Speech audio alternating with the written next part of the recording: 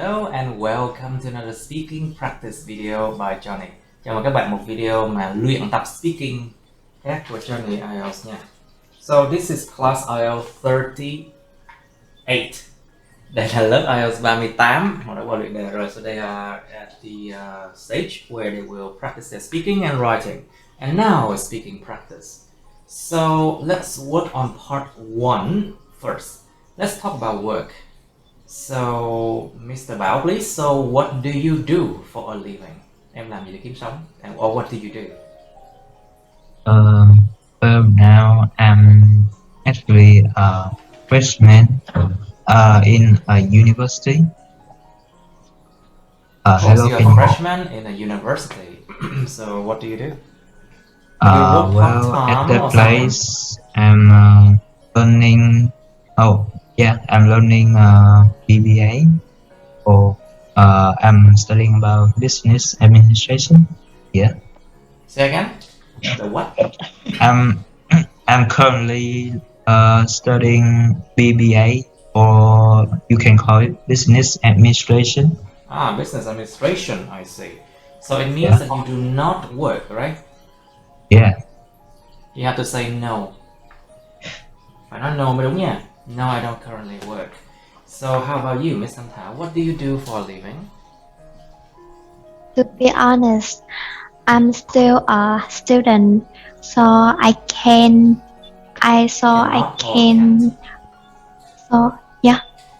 But you can still work part time. You know, you can work part time.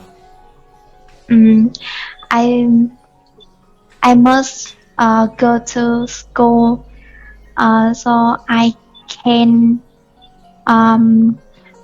have time. I can earn for many cost of living. I must depend my parents. I must depend on my parents for support. Yeah. I must depend on my parents for support. Two, I must depend on someone. Phụ thuộc vào ai đó. So for support. Để được support. Okay, now, so how about you, Miss Thu Thảo? What do you do for a living? Or what do you do? I'm working in media industry. Industry. In the media industry.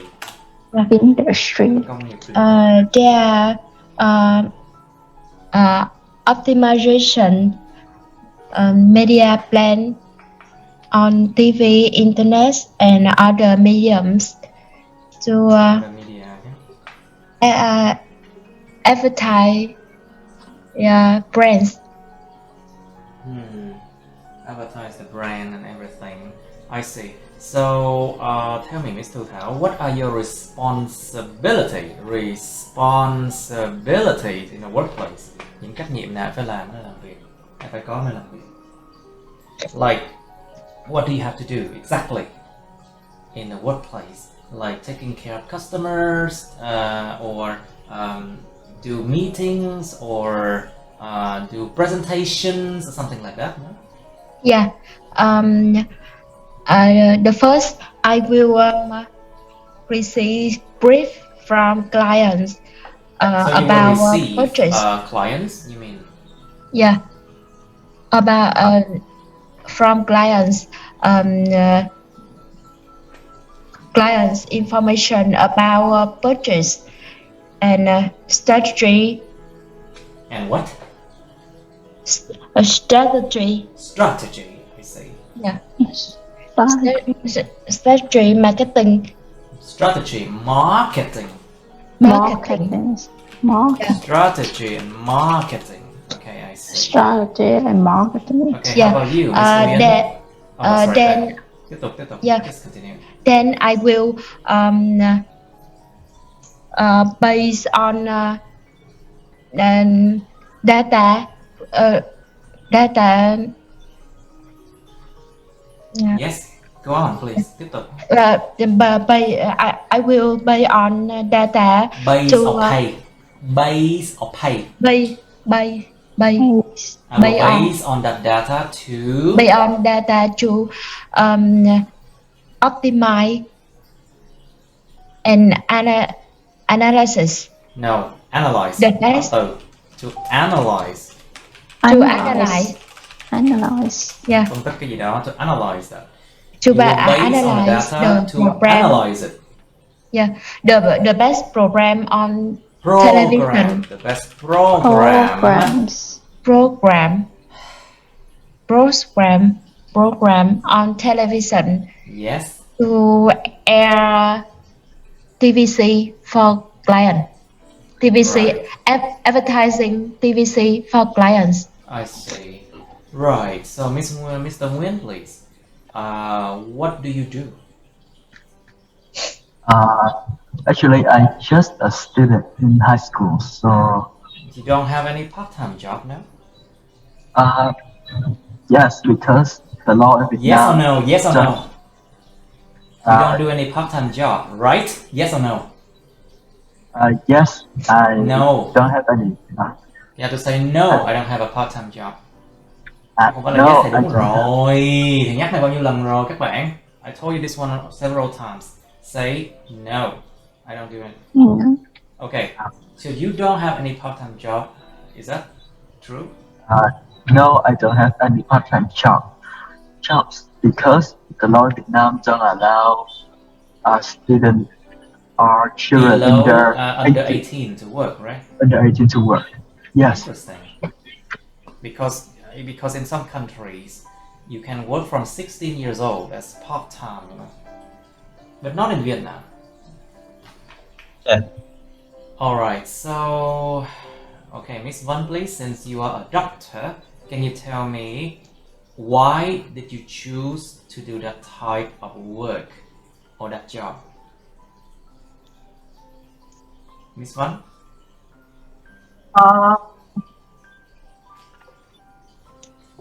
Tại sao Miss Vân lại chọn là công việc đó? She's a dentist, actually. Yeah, since when I was a little girl, I dreamed to be a dentist. That I So you dream of being a dentist when you were a little girl. yes, the most significant reason is that I was impressed of smiling, Impressed by... beautiful smiling. You were impressed by the smile of people, right? Oh, Cười. I admire the shining smile By the of shiny smile.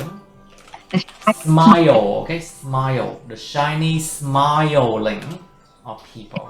Or you can say the shiny smiles of people. And you want to bring yes. the beautiful smile to everyone, isn't it? Smile. Okay. Miss One, please. So why did you choose to do the type of work? Beside from shiny smile, is that because of money? Is it because of it's an easier job to do?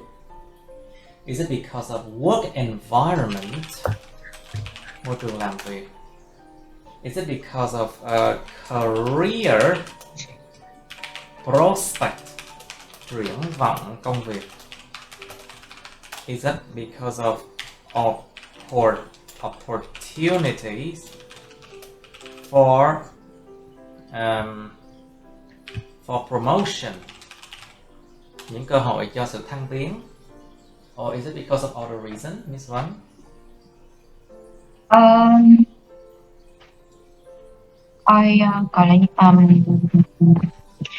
I love this job because I want to work in a hygienic environment. Hygienic environment. Yes, and the second reason is I want people to respect me as I am a Of course, dentist. respect is very important. phải có sự tôn trọng. You know everything. Every job deserves respect. Công việc nào cũng xứng đáng được sự tôn trọng cả. Every job deserves respect. Alright, so tell me. Okay, Mr. Quang, please, can you tell me about the work that you do? Yes. Can you tell us about the work that you do, Mr. Quang? Yes. I am an employee for a ceramic title Ceramic company. tile company, right? Yes. I have been working there for 3 years.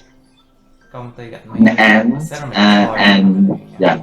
and my main duties in sample development.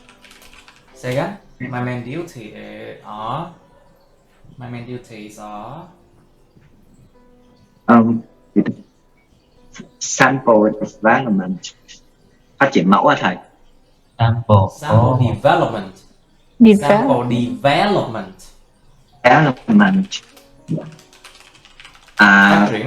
I am sample development. Now I am quite satisfied. What? Yeah, I am quite satisfied with my current job. I'm quite satisfied with my current job. Of course. Yes. Okay. Why are you so satisfied with your current job, Mr. Quang? Can you share?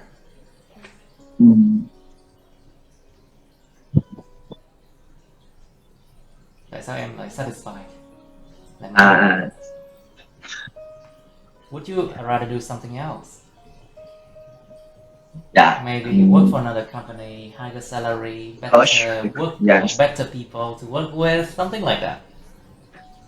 Yes, because I found the current job by accident. Oh, by accident. Yes. Interesting. Yes. Vô tình And I applied and waited for the interview, so that then I got the job.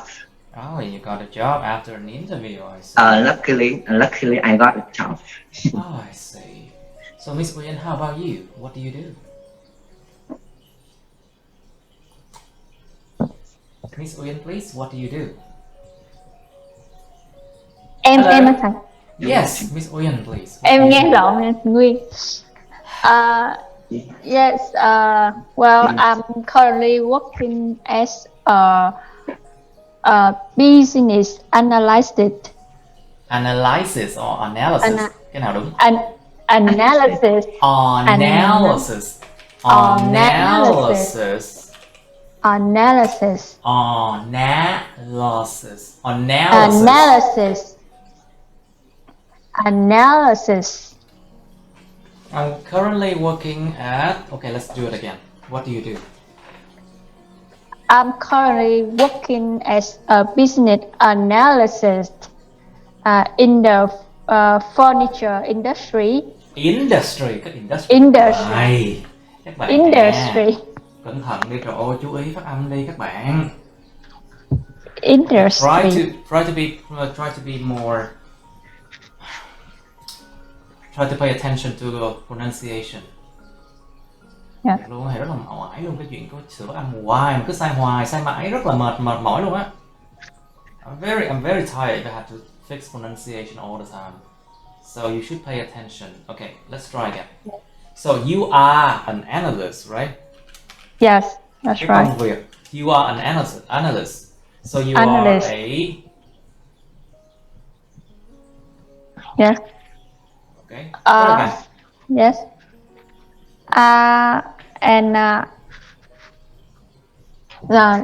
Sorry, let me think. And I'm in charge of costing analysis and maintaining The customer database. The customer In my- database, yes. Yeah, Cơ sở in dữ my liệu của khách company. hàng, yeah. Yes. And that's all. And that's all. Thank you. Now, so I think Miss Thanh Thảo, please. So, since you're still a student, would you like to work part time? Thầy hỏi lại câu hỏi không thầy? Since you are now a student, would you work part time? Yes, I really like work part time because I want to have money. You want to have income. Muốn có nguồn thu nhập. You Yeah. want to have an income, isn't it? Yes, and I can help my family about financial. Financial tính từ em ơi. It's an adjective. Financial is an adjective. You have to say that I want to help my family financially. Tôi muốn giúp gia đình tôi về mặt tài chính. Because I want to help my family financially. Về mặt tài chính.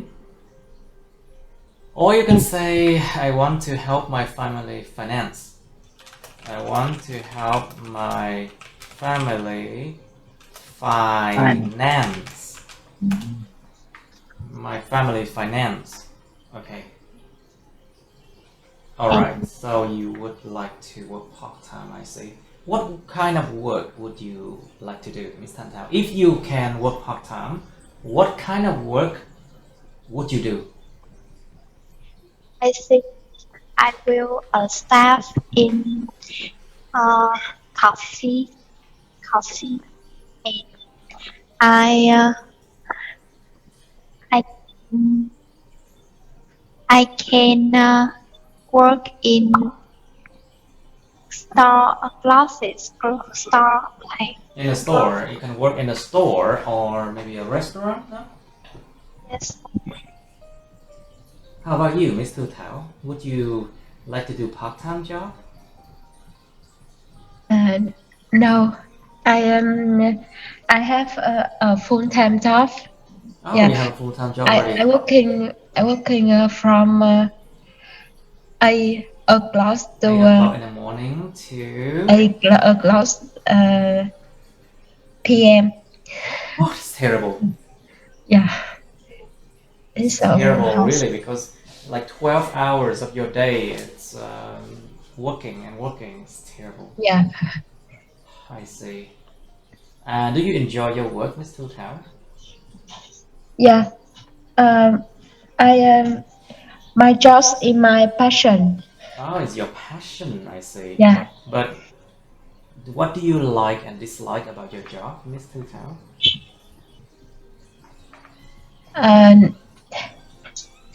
I like my job because Try to speak slower. Pronunciation. I like I like my job because I like my job I like my job because I like my job because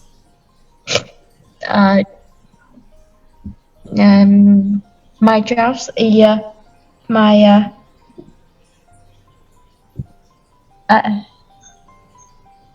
em nói là công việc của em á là công việc em yêu thích, em được làm ở trong một công ty lớn đó thầy. Because it's my favorite job, I can work in a big company. Yeah, my favorite job. I work in a big company. Pick a big. Big.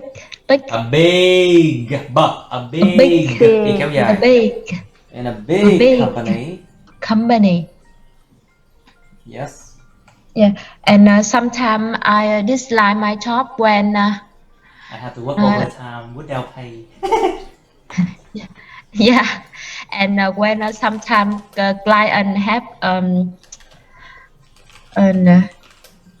thầy khó chịu là gì thầy? When my clients are mean to me. When my clients are mean to me, rất là mean luôn á, rất là xấu tính. Tên là Rất như vậy là rất xấu annoying. tính. Annoying, rất mean, rất xấu tính, rất annoying, very Yeah. mean, very bad. When client are mean to me. Yeah. Okay. I don't like my job when my students don't pronounce things correctly. Oh, don't be sad. What? But Don't that, be so but do you know? Do you understand? It's tiring. Rất là mệt mỏi đúng không? It's tiring to have to correct pronunciation all the time. Very tiring. Mệt lắm luôn phải không nào? And there's a lot of stress as well. It affects my health. Đương nhiên ảnh hưởng sức khỏe rồi. Of course, all the jobs are similar. Chẳng có công việc nào mà dễ dàng cả. There's no easy job. No, there's no easy job. Yeah. Alright, so tell me, Mr. Nguyen, please, what do you enjoy your work? Yes, I enjoy when I was. Yes, I enjoy as I'm a student because because the mission of student just study, and I have many time to do I have many time more or things. much? I have a lot of time a lot of time to something else like playing sport or playing video games. play video game or play sport. Ah. Okay, so tell me, Mr. Nguyen, do you work better in the mornings or in the afternoons? I think I will work better in the morning because that time I was wake up and my brain will work 100%, and I don't feel tired when I I hate mornings. the afternoon. I hate mornings. I work better in the afternoon and evening, yeah. But mornings, terrible. Especially 8 o'clock in the morning. It's terrible. Tell me, Mr. Bao, so do you work better or study better in the mornings or in the afternoons? Well, usually in the mornings, if I have to study, I usually get sleepy. So I always usually get sleepy and yeah, and so I always have my side a cup of tea. Yeah, of course, you help yourself with a cup of tea. yeah. That's a good idea. So, but sometimes I don't know why. Like when I drink tea too much, it like affects giống như là nó phản tác dụng này. Well, when I drink tea too much, I do not feel awake, but I feel sleepy. Oh yeah, I Just don't say feel that. awake. I don't feel awake, but I feel sleepy. Nó I phải đi don't vòng feel. vòng. Nếu mà em không có thể nào biểu đạt điều đó, em phải đi vòng vòng xung quanh. If you cannot describe that in the correct way, you have to go around like that, like beat around the bush. Beat around the bush, đi vòng vòng xung quanh cái bụi cây. Ý là kiểu đi vòng vòng đó. Like when I drink too much tea, I cannot be awake, but I feel sleepy. So yeah, so I when I drink too much tea, I feel sometimes sleepy, and then not being I cannot concentrated. really Yeah. concentrate on what I do, right? Yeah, but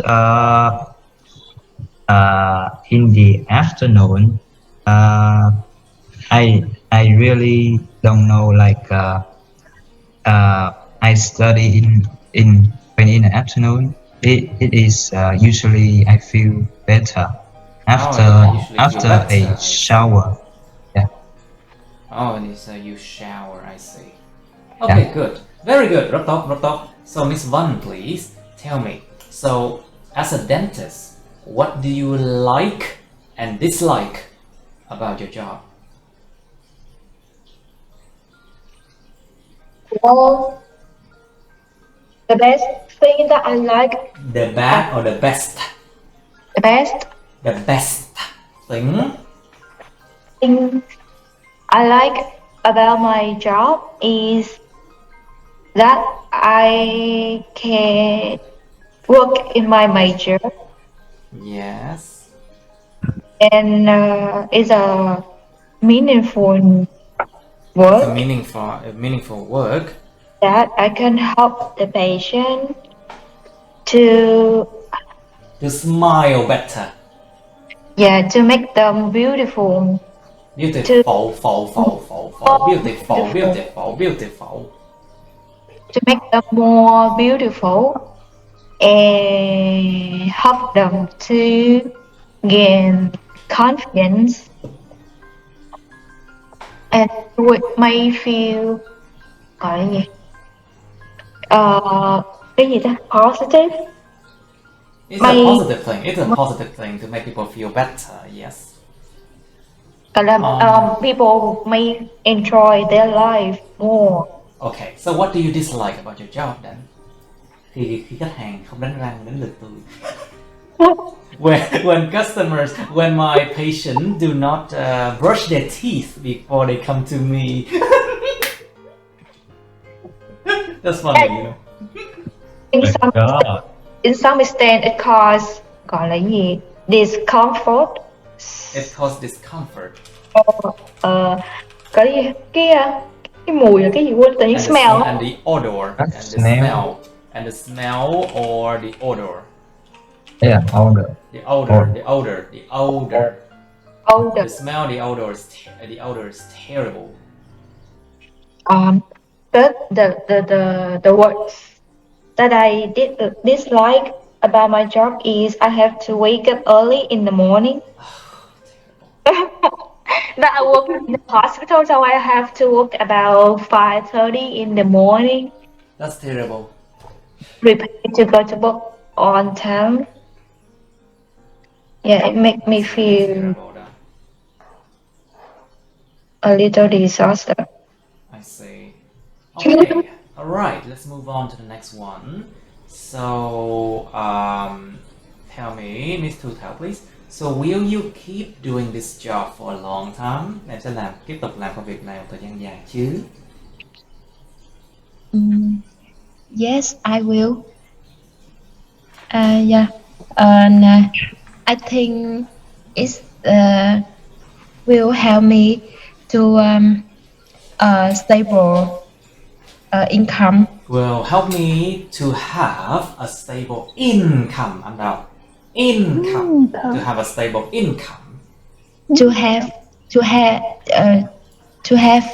a stable income. It helps me have to have a stable income. And a better position. And a better position. Yeah. Okay, you know. But do you miss being a student at all, Miss Thu Thảo? Em có nhớ cái thời là sinh viên không? Yes. When you were a student, you don't have to worry too much about paying bills, about work, about deadlines, about bad clients, and about overtime without pay. Yeah, it's the best moment in my life when a student. Exactly. I don't have being a student is really worry. the best moment. Yeah. I don't have. When you start to work, there's a lot of stress. Yeah. Too much stress. Don't be in pressure. A lot of pressure. You see, I'm getting too old now because it's so much pressure. All right, now, so Mr. Quang, please, would you choose to be a freelancer? You know, freelancer. A freelancer is someone who does not work for anybody. He works for himself or herself. Like for example, me. I am a freelancer. I don't work for anybody. So, Mr. Quang, would you choose to be a freelancer? Why or why not? Yes, maybe because I spend around 8 hours every day. Mm, yeah, every day, from Monday From early in the to morning, 8 o'clock. Saturday, and Sunday I have a days off. Days So off. I feel not I feel uncomfortable. Okay, you feel uncomfortable, I see. Yes, Of course, you feel uncomfortable. You know, I don't work. I don't. and I want to in the future I want to get job that I am that But I I don't have to do much, but I can earn a lot. that, Việc nhẹ lương cao. that I have a lot of time for for myself. For myself, And, my free yes, time, and my I do family anything. to develop some other skills such as soft skills. Soft skills, Yes, interpersonal skills, kỹ năng liên kết người với người, interpersonal skills, yes, all the kind of skills. communication skills. All the kind of skills. Okay, so Yes, to improve myself. That improve yourself. Okay, so Miss Han Uyen, please. Would you choose to be a freelancer? Why or why not? Yes, I would choose to be a freelancer because I don't want to work 5 to 9 like the I think it's order. 9 to 5 actually. Yes, 9 and I want to 5. yeah, I want to find a better balance in work and life. Exactly. Yeah, and moreover, I want to enjoy my life more and don't worry much about dealing with uh, the meaning customers. No, the mean customer. The mean customers. The mean Yeah. customer is terrible. They are Yeah. terrible. Absolutely terrible. Yes, that's right. So, okay, let's go to the next question now. So, Miss Uyen, do you think people nowadays work too much? Just look at your teacher. Actually, I think people have always worked hard. People. I think people. Yeah. Nowadays work too much, and they are always under pressures. Just look at Under your teacher. pressure, yeah, to work for a living, and they have to pay many bills for their life. Exactly. I have to feed my cats.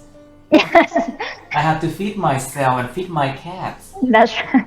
That's why I have to work so much. Too much. And Yeah. I have to fix pronunciation of my students so much. And if I don't do that, people won't like me. They won't study at my place. And I won't have enough money to feed my cats and myself. Yes, I think you so nice to correct the pronunciation of student. Sometimes I think I'm so mean. Okay, good. Now, so Mr. Bao, please, do you think people nowadays work too much? Well, honestly to say, it is depends on the It depends, work. or it is dependent on. Okay. No, I mean that it depends on something. Yeah. So it depends on the work they are currently doing, The work and their the working environment. But actually, in my opinion, I I feel that people are more and more spending too much time They spend for too the much work time working, yeah. and less time for sleeping Enjoy. and their current and their time for recreation. Yeah. Recreation, tái tạo sức lao động và việc giải trí. They spend No, more time, I mean spend like less time, yeah. relaxation, not Relaxation, exactly. yeah. Why relax when you can work more? Tại sao có thể lại phải relax khi bạn có thể làm việc nhiều hơn? You know the sharks in Shark Tank Oh yeah, a yeah. program. They say that what do they say? One of them, I think Miss Lin, Shark Ling, I think. Oh She yeah. said, she said something. If you leave work at 5 o'clock, you're not gonna be rich. That's And she right. said that. Đúng rồi, có. I think she Yes, said that. có hay. Bà nói cái gì cũng quên mất tiêu. She said Mà that. em năm but actually at 5 o'clock I even cannot stay up. I think this sentence is nonsense. It's nonsense. Of course, it's nonsense. People need to sleep 8 hours. Yeah, Exactly. actually. Nghe nói bóc lột dám ăn. Đúng rồi. Those sentences from sharks and Shark Tank, it sounds very exploitative. Exploitative, mang tính bóc lột lắm luôn á. Yeah. Like what they say, like employees should leave work at 9 p.m. Kiểu bóc lột dã man luôn á. It's like it sounds very exploitative. I don't know why, really. Why? Because if people work more, those sharks, those owners, business owners, they earn more money. No. Yeah. Because That's why life isn't fair. Cuộc sống không có fair đâu, không có công bằng như vậy đâu. Alright, let's move on now. I would like to go to a part 2 and part 3. Now, so if you don't mind, let's move on to a part 2 and part 3. So let's try. Okay, we talked about favorite singer or actor before. Yes. Nói về này rồi. So number 2 is very similar. But you famous see, we have person. more part 3 about famous person. Nó sẽ hỏi những câu khác. So they ask different kind of questions. Let's look at this one. I'll make it smaller a bit. Oh, I need even smaller so people can see easier. Can you see it? Yeah. Yes, I can see it. Okay, good. Now, number 2, they say describe a famous person you are interested in. Interested in. Miêu tả một cái người nổi tiếng mà các bạn hứng thú với người đó. Just in. You should say who he or she is. Anh ta hoặc cô ta hoặc là ông ta bà ta là ai. How you knew about him or her. About him or her. Làm thế nào bạn đã biết về cái người này.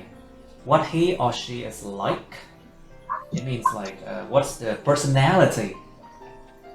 What do they wear. What do they do. Họ làm cái gì, họ ăn mặc như thế nào. What do they look like. Họ nhìn như thế nào. Explain why you are interested in him or her. Interesting. Nếu bạn hay đọc interested hoài, nó sai. Interested mới đúng. Interested. Explain why you are interested in him or her. Giải thích tại sao bạn lại hứng thú về cái người này. Okay, that's part 2. And you have part 3, a famous person. What kinds of famous people are there in your country? Interested. Ở đất nước các bạn có những loại người nổi tiếng nào? So, you can talk about, say, famous in what field? Nổi tiếng về cái ngành nào? Like education, and football, sports, and sports in general, thể thao nói chung, in economics, về kinh tế, in movies, phim ảnh, in what else? Drama. Well, who else then? What kind of famous people? And you should give examples, you know, and talk about what they do. What kind of thing they do. Hình như mưa rồi phải? It's raining. I think it's raining hard out there. Okay, next question. What are the differences between famous people today and those in the past? Có những sự khác biệt nào giữa người nổi tiếng ngày nay và những người nổi tiếng trong quá khứ? So maybe talk about the difference in the way they think. Cái cách suy nghĩ khác nhau là gì? Do they contribute to the society? Họ có cống hiến cho xã hội nhiều hay không? Do they contribute more to the society or not? Or are they good role models? Họ có phải những tấm gương tốt hay không? Họ có phải những tấm gương tốt hay không? Or do they help the society in any way? Họ có giúp xã hội trong cách nào hay không? And what is the difference in their thinking? Cái sự khác biệt trong cách suy nghĩ của họ. Do they do a lot of charity work? Công việc từ thiện, có làm công việc từ thiện nhiều hay không? Do they get involved in many fields? Họ có tham gia vào nhiều cái ngành, nhiều cái mảng khác nhau hay không? Ngày xưa nhiều khi ta nổi tiếng có một cái thôi, ta làm hoài một cái thôi. Nhưng mà bây giờ nhiều khi ta làm nhiều cái hả? Like in the past, maybe people only get involved in one field, in a field only. But these days, maybe they can try other fields as well. Now, next question. Should celebrity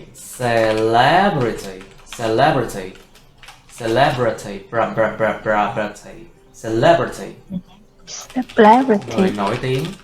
A celebrity can be famous or popular in any field, okay? Đó là gọi là celeb thì hoàn toàn có thể nổi tiếng ở bất kỳ cái ngành nào nha các bạn. Bất kỳ mảng nào trong cuộc sống. Should celebrities contribute more to the country that they live in? Contribute. Những người nổi tiếng có nên là cống hiến nhiều hơn cho đất nước mà họ đang sinh sống không? Tại sao? I think you should think about like what they can do with their social status, địa vị xã hội của họ. Because if with their social status, whatever they say, people will listen, isn't it? Thì nổi tiếng mà nói gì người ta chẳng nghe với địa vị xã hội của họ. So they can advocate for a good cause. Họ có thể là giống như là ủng hộ, kêu gọi cho một cái sự theo đuổi tốt nào đó. They can advocate for a good cause, or they can encourage people to follow their passion. Khuyến khích con người ta thuận theo cái đam mê của họ, or opportunities. Tại nhiều khi con người ta hay sợ này sợ kia, you know, like sometimes people they're often afraid of failing, of failure. Afraid of failure. Sợ thất bại. Afraid of failure. Of failure. So celebrities can encourage people to try. Có thể khuyến khích người ta là cố gắng vượt qua nỗi sợ đó, to overcome their fears, vượt qua những nỗi sợ của họ, to succeed, you know, để mà thành công, to succeed.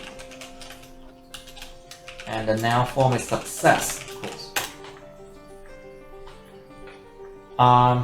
Think about how easier it is for celebrities to contribute to the country that they live in. Nó sẽ dễ dàng hơn rất nhiều khi trở thành celeb để có thể mà cống hiến một đất nước. Because you have access, because they have access to resources that are not normally available to the public. Họ có thể tiếp cận được với những cái nguồn tài nguyên, cái nguồn mà nó không có thường là sẵn có cho cái đa số dân chúng.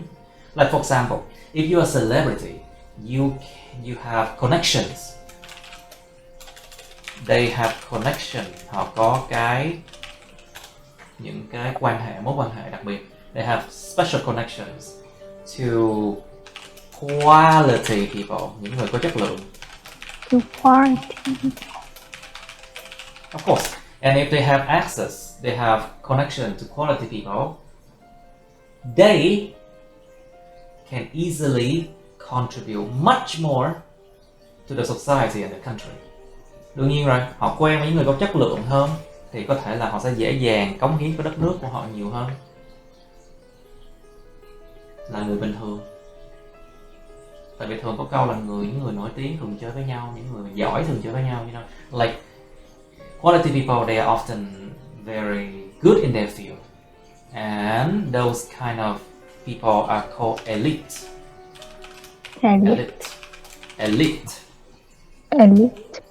Tinh hoa, gọi là tinh hoa, những người gọi elite, gọi là tầng lớp tinh hoa đó. The elite people are basically a very few, like 1% of the population, 1% dân số thôi. The people who are really good, they have good qualities. They are very smart people, rich people. They are very knowledgeable, rất là nhiều kiến thức. They are very knowledgeable.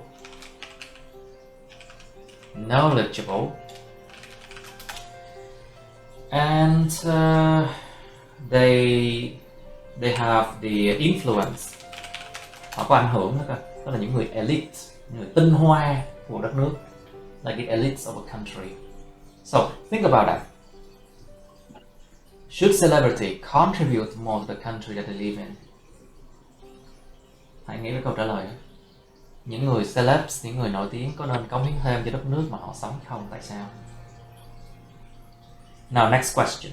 Do you think famous people are necessarily adverb? Necessarily. Adverb nha. So the adjective is necessary. Tính danh từ của nó là necessity.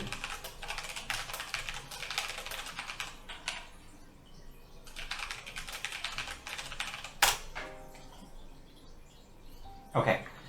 Necessarily. Do you think famous people are necessarily good in their fields? Bạn có nghĩ những người nổi tiếng thì là nhất thiết necessarily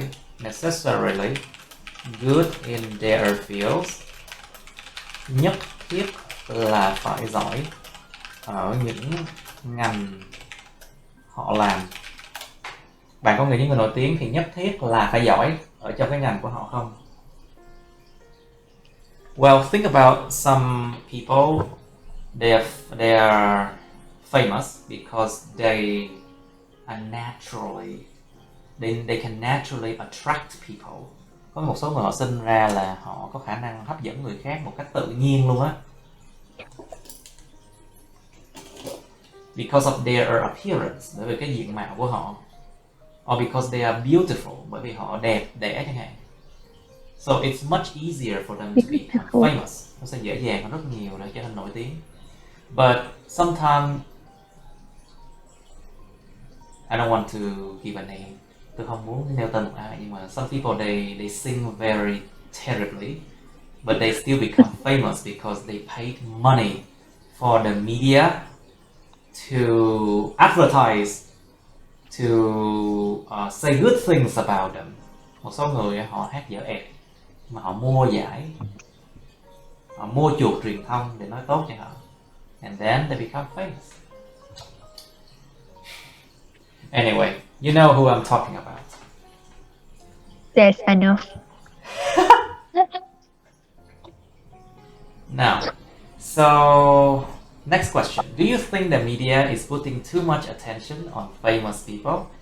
Bạn có nghĩ truyền thông đang đặt quá nhiều sự chú ý lên trên người nổi tiếng hay không?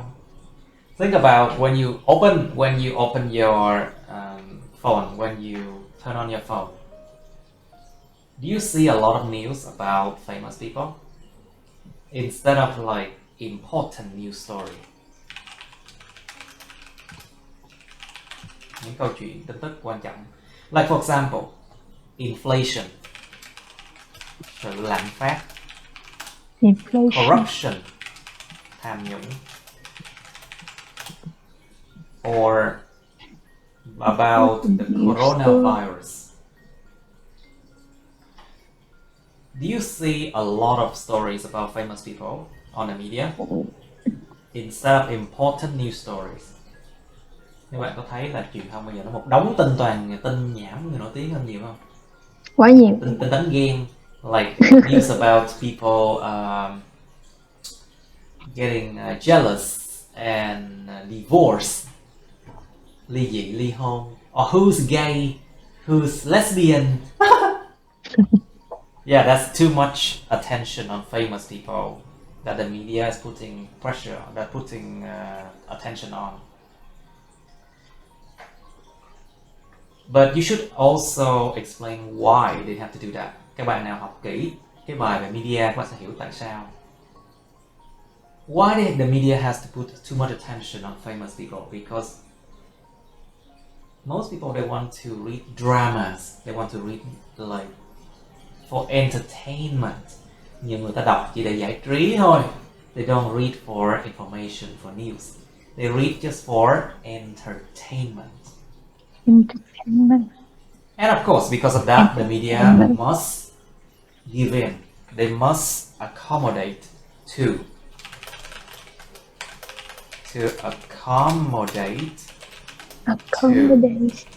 chiều theo, người ta phải chiều theo thôi. Thì nhu cầu khán giả phải vậy thì người ta phải chiều theo. They have to give in to the demand. They have to accommodate to what the public wants to hear. Đó là cái lý do đó. You can give some examples. Like every day when looking at the news, people can see this and that. Nói chung là cho ví dụ là những cái mình thấy trên truyền thông thôi nha, đừng có nêu ví dụ về bản thân nha các bạn. Part 3 mà part 3 mà. Remember, part 3 you should not talk about yourself. Try to give examples on the news. Like right now, you can hear a lot of stories about Johnny Depp and Amber Heard, right? It's terrible. Tâm điểm. So funny, but terrible. And you don't hear anything about children starving in Yemen because of the war, right? Những trẻ con mà bị đói kém ở Yemen bởi vì chiến tranh. You don't hear those stories. Okay, last one. Do you think that famous people deserve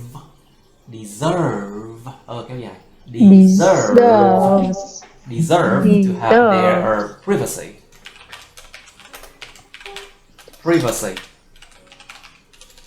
To have their privacy. Sự riêng tư protected. Các bạn có nghĩ người nổi tiếng xứng đáng là được bảo vệ cái quyền riêng tư của họ không? Think about the fact that you always hear stories about celebrities these days, and everything they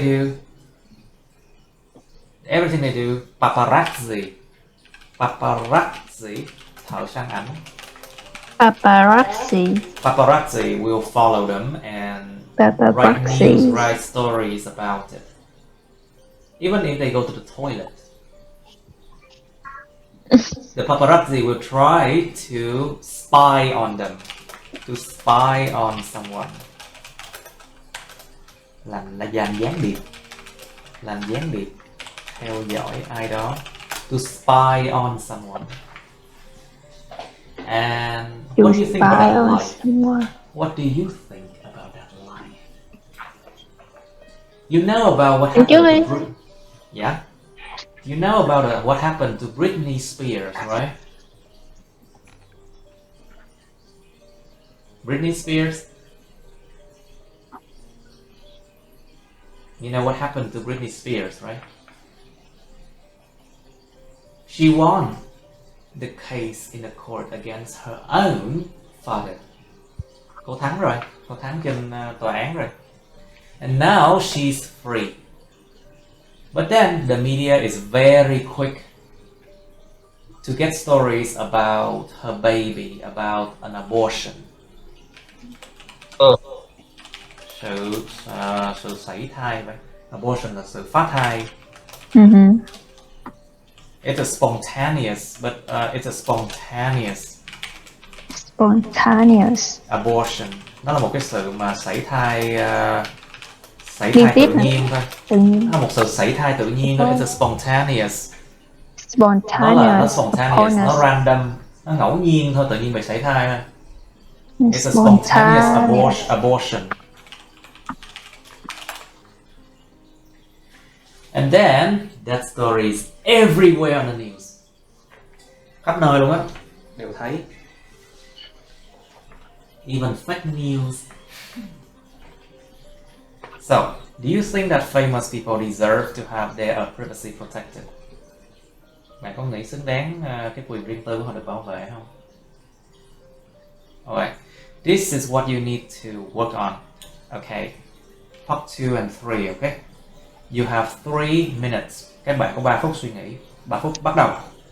Okay, let's do it now. Part 2 first, please. Now, Mr. Bảo, please, can you be the first person to describe a famous person you are interested in?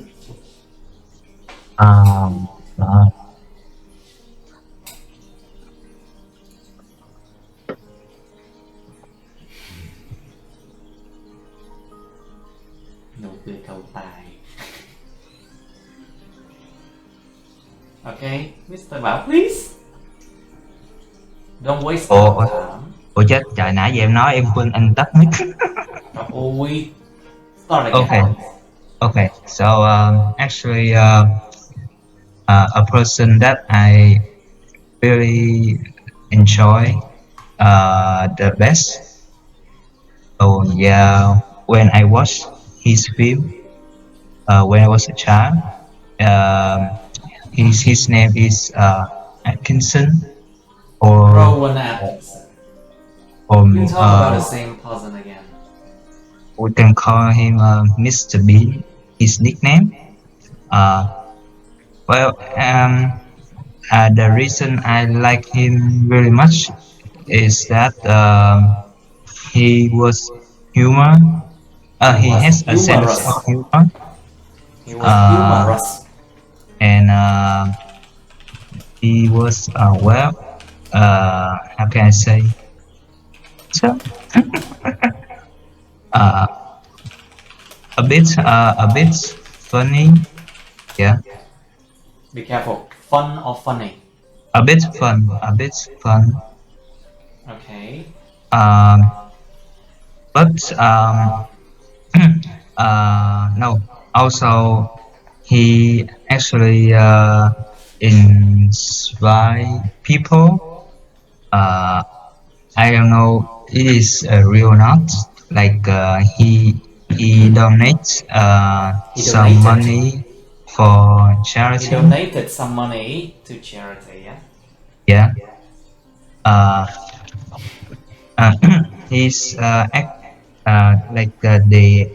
actor that I admire when I was a child and until now. When I was a child. Child and until now, yeah. Until now. Alright, good. Tốt. So far, so good. Okay, Miss Thanh Uyên, please. Can you describe a famous person you are interested in?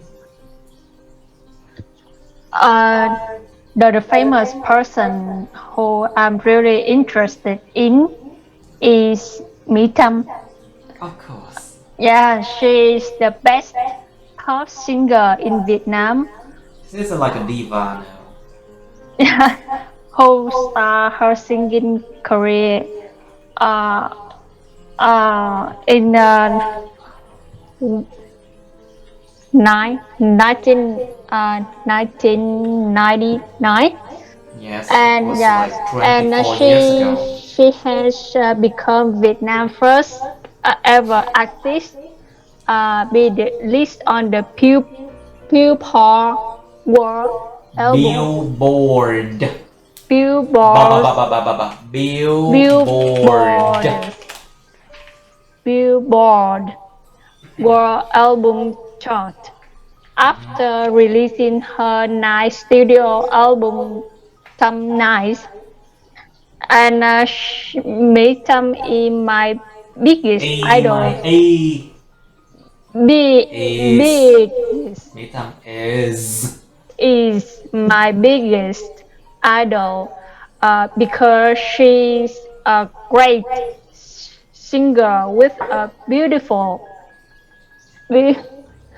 voice. Beautiful You know about her voice. personality. And well, with the good personality, she is known to all her fans for her kindness and sense of humorous. And humorous personality, let's just say. Yes. She always devotes her time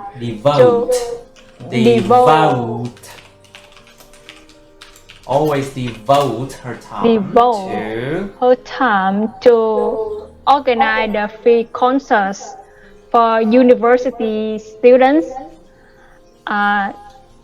And besides, she has been doing a lot of charity activities silently to help the poor and homeless people. Exactly, should do something silently in discreet like that.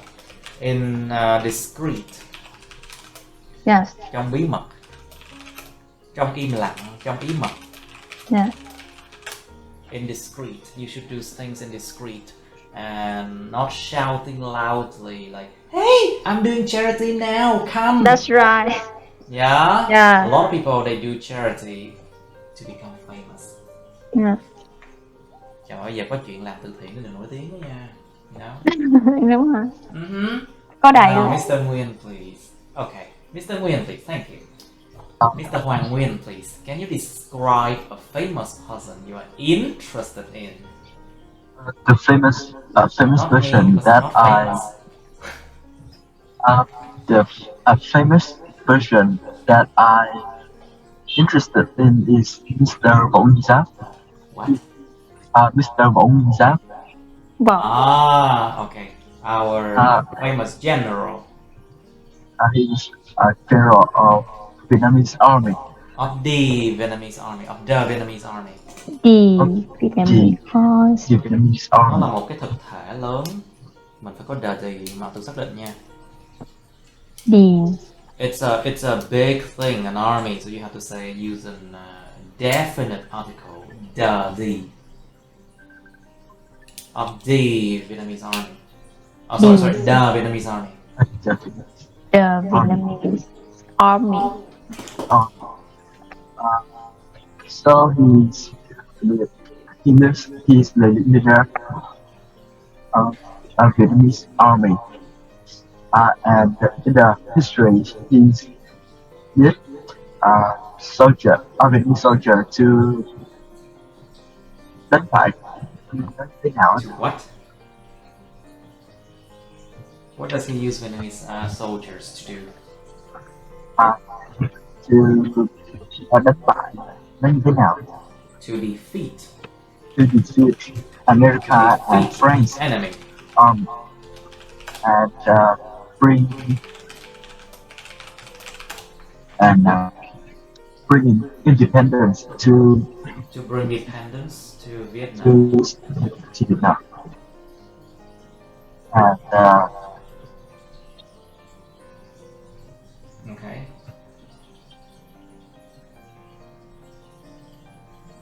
All right, good. That's why you are interested in him or her, isn't it? yes.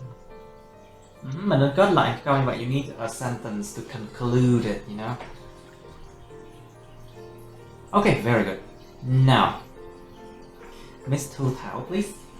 Can you describe a famous person you are interested in? Yeah. Hannah Olalas is my favorite followers. Yeah, he is a beauty blogger. Blogger? You mean blogger?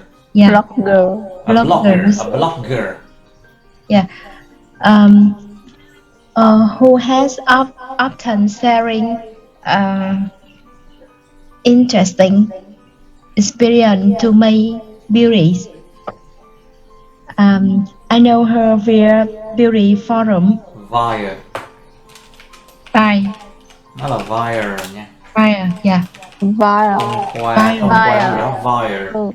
Via beauty forum. And Beauty. I Beauty forum. Beautiful. Những diễn đàn sắc đẹp. Through beauty forums.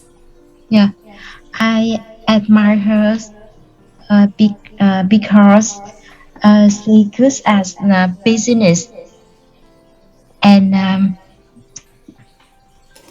Business, không phải business nha. Hai âm. Business. Business. business. Business. Business. Good with business. Business. Good with business. Business. Okay. Go on, tiếp tục. And she has a happy family. He good as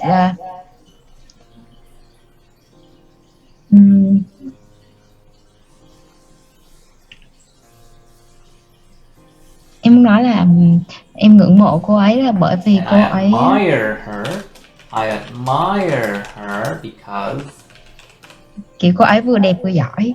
Because she is both beautiful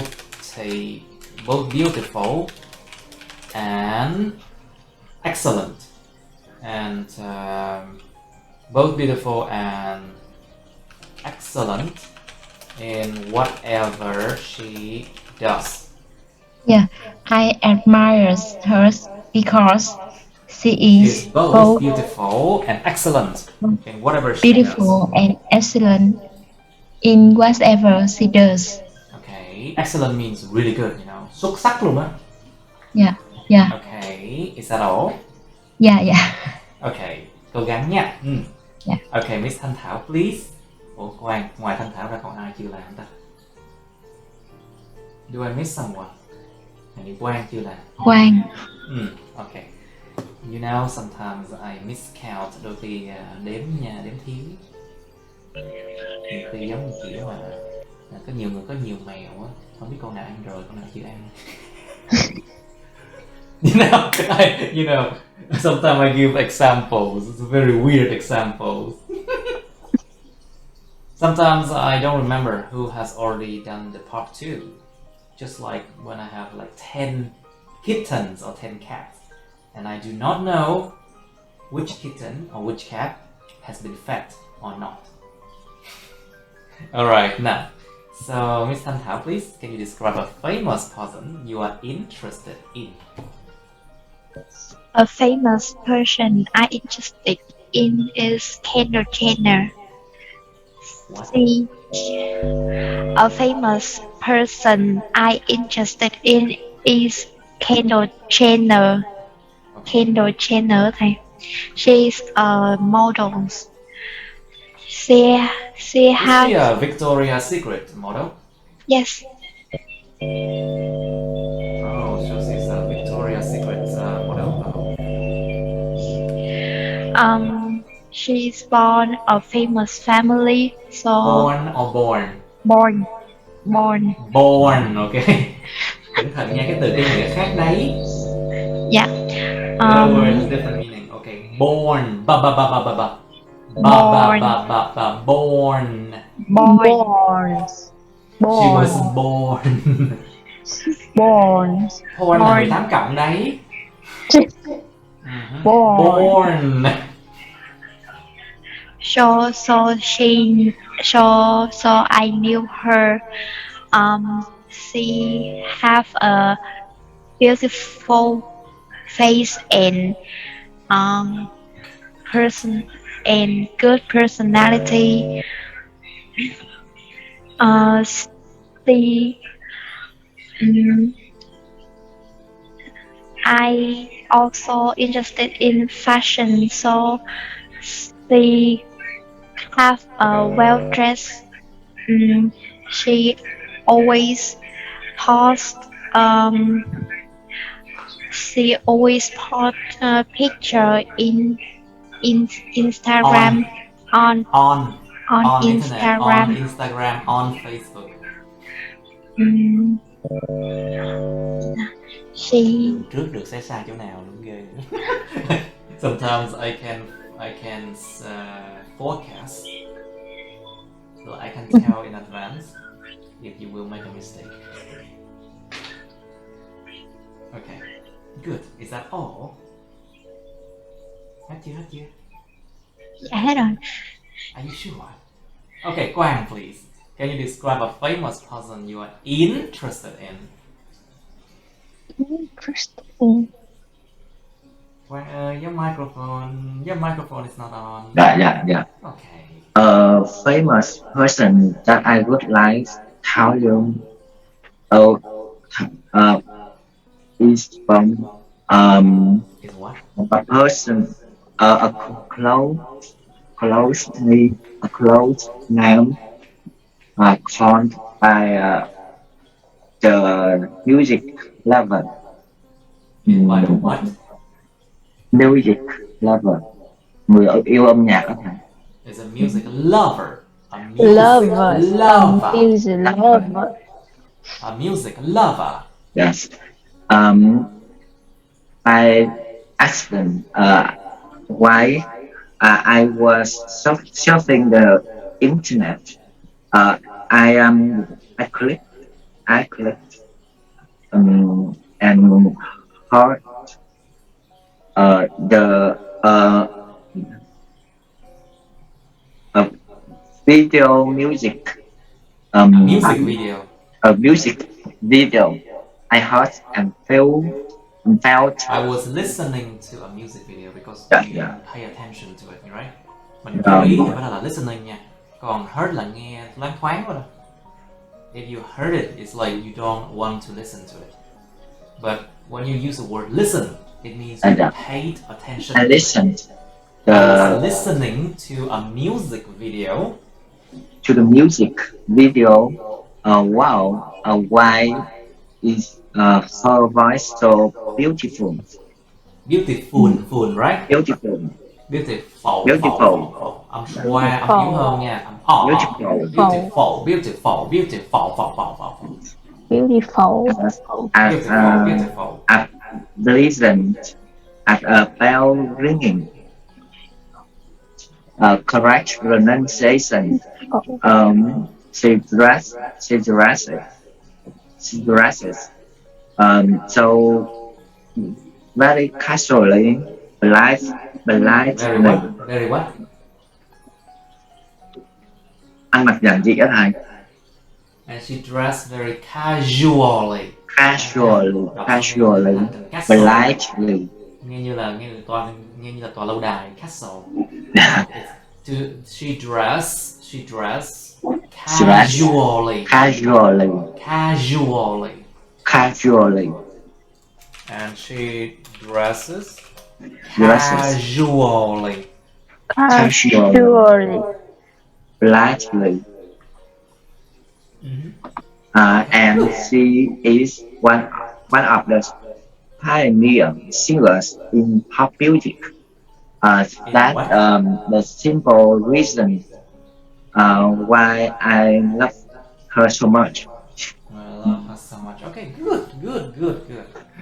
good. Now, In case you wonder what I am sniffing, không biết đang nghĩ cái gì, đang sniffing cái gì. This is lavender. Dry lavender pure. Tinh dầu nguyên chất lavender khô. Relax, reduce stress, good for sleep, anti-aging. Để mà giảm stress và thư giãn, tốt cho giấc ngủ, chống lão hóa. Origin is France. Đồ organic nha. Yes. So it can reduce my stress when I correct my students' pronunciation. Okay, now let's go to part 3, shall we? Mr. Bao, please. So, what kinds of famous people are there in your country? Your microphone, please. Oh my. Well, there are many kinds of famous people in my country. Is But Vietnam. most are famous for creating dramas. Oh my god. Well, usually the famous people are like singers.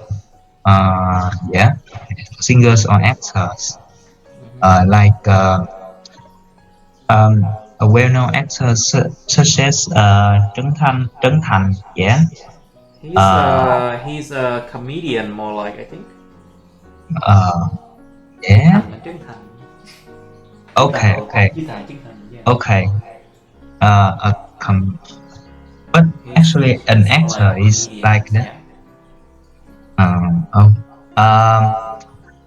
So how can I say?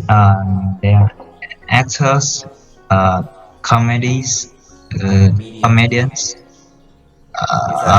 Comedian. Yeah, comedians. Comedians. What kind of things? Can say like usually. Master of ceremony. Sorry, master of ceremony. MC, master of ceremony. Master ceremony of event. Ceremony of event. Oh, okay. Well, usually three of the how can I say, three of these sectors, or three kind of these jobs proportionally the most in my country. Okay,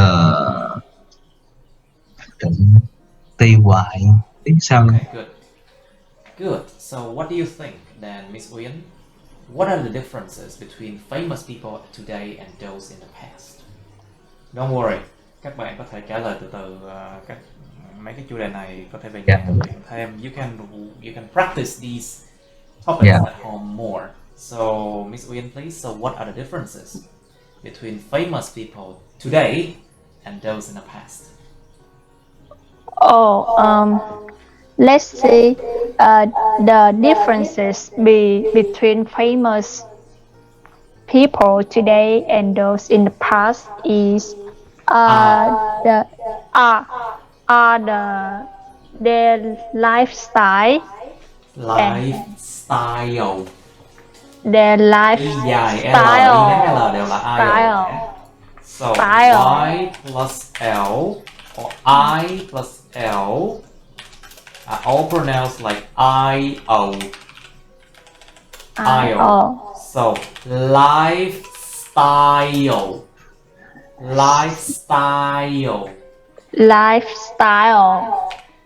Yes.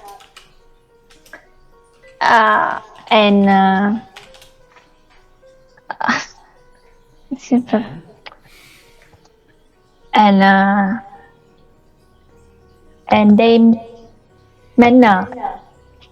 Their manner. Yeah. What about their manner? The famous people in the past were more mysterious Mysterious. Mysterious compared to those popular now, because in the past we did not have any social media or internet, so Or the internet. the internet, The internet. so that we cannot connect closely to our idol, Connect closely to our idol. to our idols. Okay. Yes. But why now famous people have many chance to interact with their fans? Yeah. To interact with their fans. Okay. Yeah. Okay, good. That's one difference. Okay, very good. Now, so Mr. Quang, what do you think? What are the differences between famous people today and those in the past? Rất tốt. Very good. Cố lên.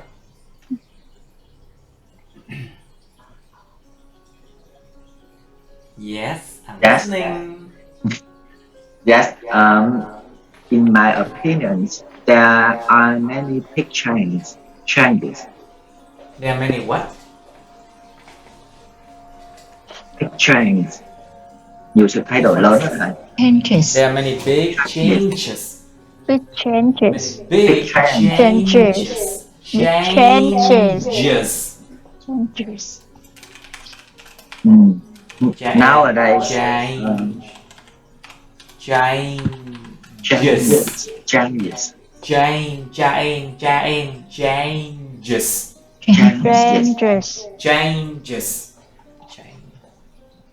changes. changes. Yes. Nó là AE, đầu tiên là AE. Changes. Changes. Yes. Yes. Go on, please. Right. Cứ nói tiếp đi, just continue. And nowadays, thanks to the development of technology, Yes. it is so easy to spread. It's easy to what? Suppress. Suppress. Yeah, Là giống như là lan tỏa. đè lên, giống như suppress nó xuống, đè lên xong To rồi suppress. áp đặt hả? Suppress. Suppress. Suppress. Is Both. that what you're trying to say? Suppress. Both negative and It's easier this. to suppress negative comments. Yes, and Bình luận tiêu cực dễ dàng bị đè ép hơn. Comments.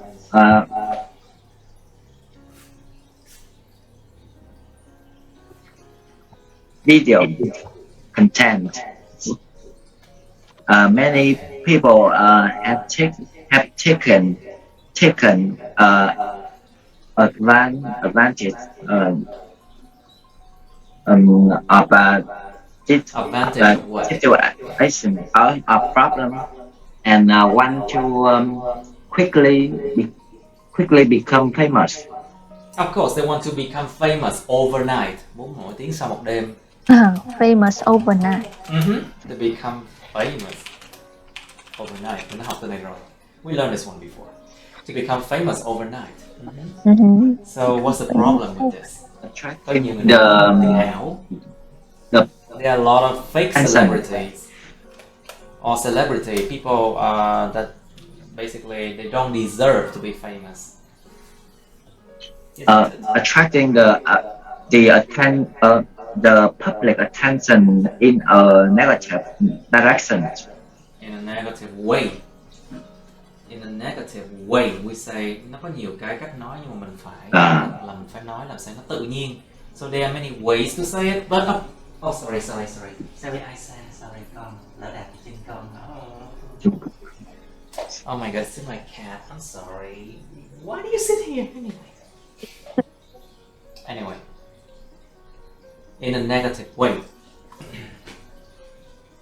In a negative way, okay? Can you continue? That's all. Are you sure? Now, so Miss Thanh Thảo, please. Should celebrities contribute more to the country they live in? Contribute. Why? Should they contribute more to the country they live in? Why? I think celebrities should contribute more to country because they are public person, so they must they must action. They must They- act. They must good act. They must be good at. Wait, They I'm asking you the question. Should celebrities contribute more to the country they live in now? Trả lời đúng câu hỏi nha. Try to answer the right question, please.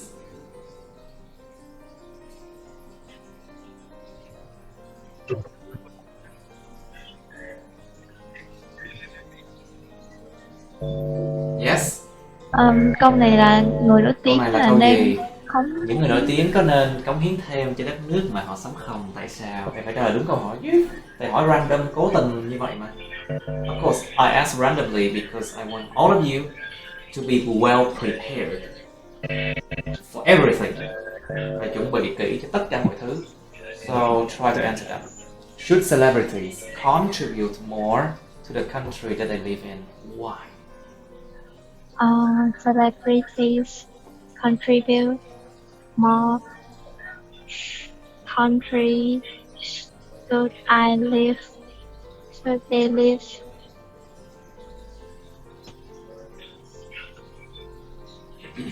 Câu hỏi này khó.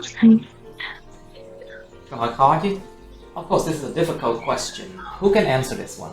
Ai trả lời được này?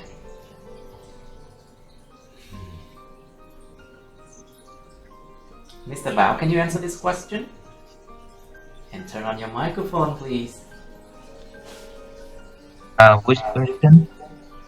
Should celebrities contribute more to the country that they live in? Why?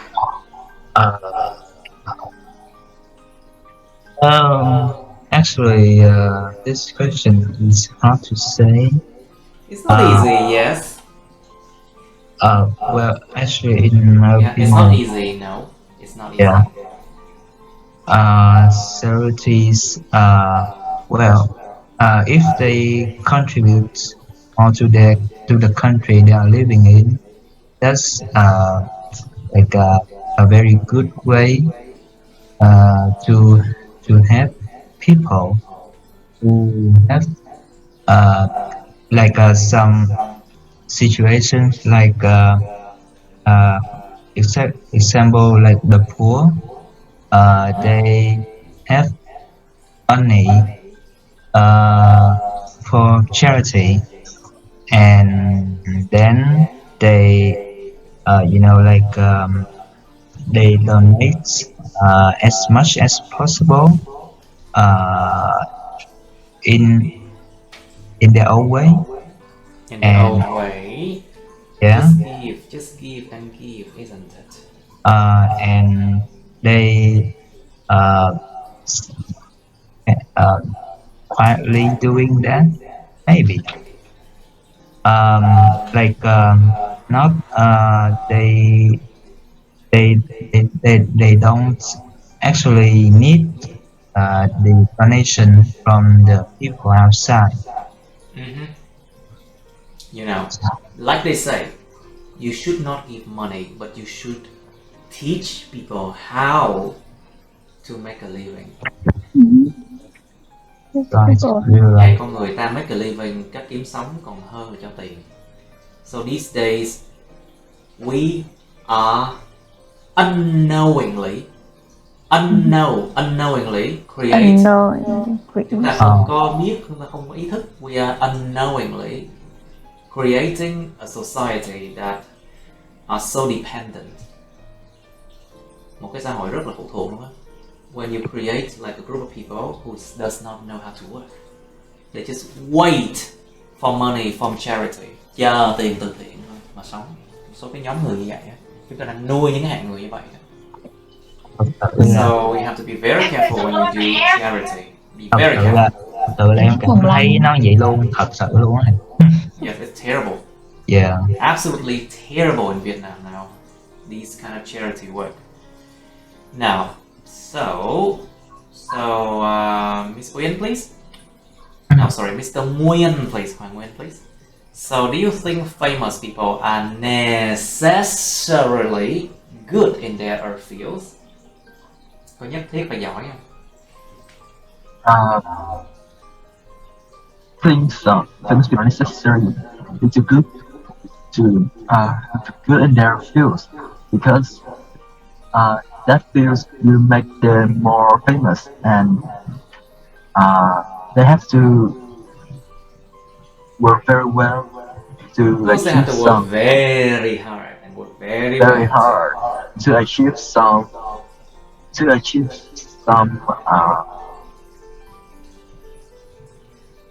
something that they can be famous.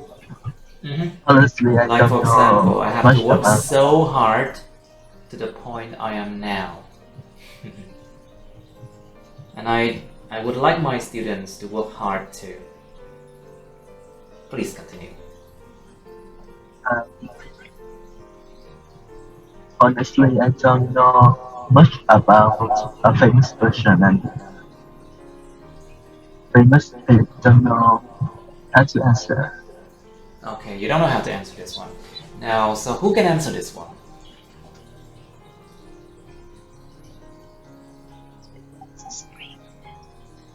Miss Tu Thao, can you answer this one?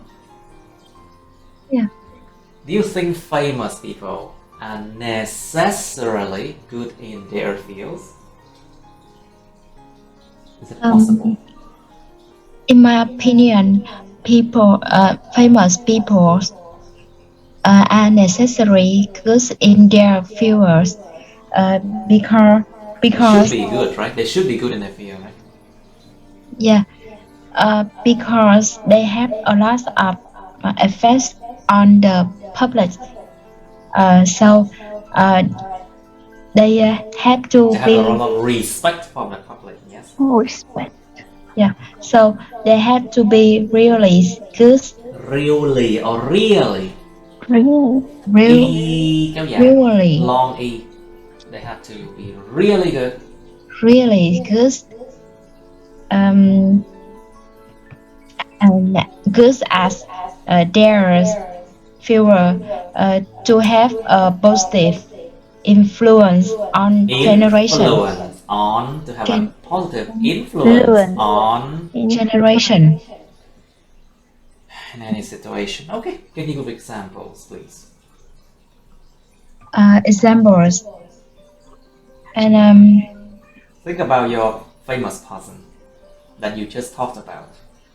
How can he or she is he or she good in their fields? Hãy dùng cái câu của Park Chu của em á, cái người nổi tiếng của em á. Yeah. Người đó có giỏi không? Is that your famous person good in their fields? What do you think?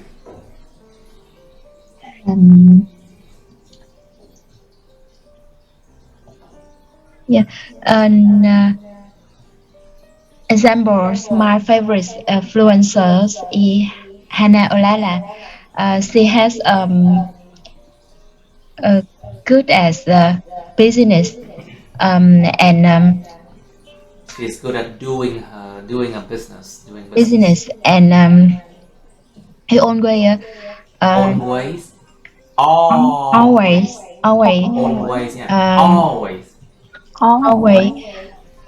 to know how she always know how to make beauty for herself. okay. Yeah, it's affect to me. Affect to me. Are you sure? Affect to me. Affect me or affect to me? Affect me. And it affects me. Yeah, affects me, and it have me positive thinking. It helps me to have positive thinking. It help me to have a positive thinking. Positive thinking. positive thinking to Nhưng mà try em đang đi vòng vòng xung quanh không trả lời the được best câu hỏi. everything. You are beating around the bush. You do not answering the question right now. Đó, các bạn thấy một ví dụ chuyện lạc đề đó. This is out of topic. Because you don't answer, you are not answering the question now. Dạ. Em đang trả lời một cái câu hỏi khác chứ không phải là câu này. Em hiểu rồi. Cẩn thận nha. Dạ. Bị lạc đề trong văn nói là có thật nha. It's like you can be out of topic in writing and speaking as well. Be careful. Now, so I think you need to think about this question more, class. Mình nghĩ các bạn nên tìm hiểu thêm cái câu này. Người nổi tiếng có nhất thiết là phải giỏi trong ngành họ không? Okay, so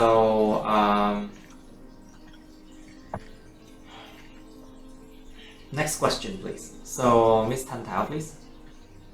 Do you think the media is putting too much attention on famous people? Yes, I think so, because every act celebrity, the media always follow them every time, everywhere, and it is really it's not really necessary. It's not really necessary. Because they are also a human.